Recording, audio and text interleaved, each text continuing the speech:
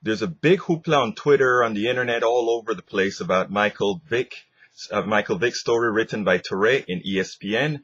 And to advertise this particular story, ESPN put the picture of Michael Vick as a white quarterback. And many people are concerned about it. They're upset about it. And even Touré came out and he said that he had nothing to do with that picture. The reality is, I don't see the problem with having a picture like that to bring people in to read the story.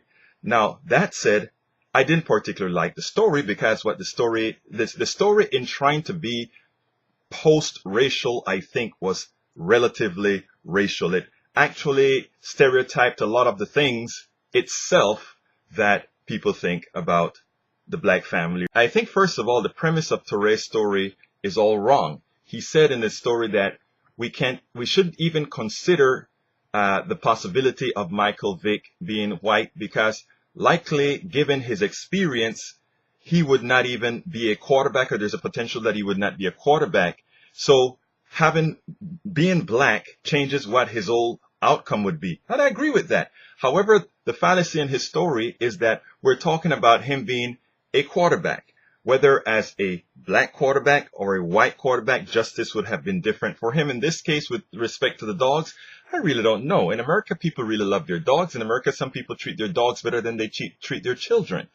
Now, I think one of the problems I really have with the article is that the articles actually keep some stereotypes in vogue. And what they're trying to do, what Touré does, is he gives the impression that dog fighting had something to do with Michael Vick being black or culturally black. That is false.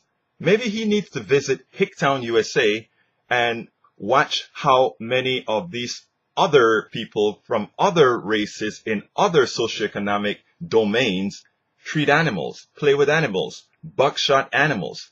So he has bought in himself to the stereotype of dog fighting being related to the black experience or somehow the socioeconomics of the black experience, the bravado and so forth.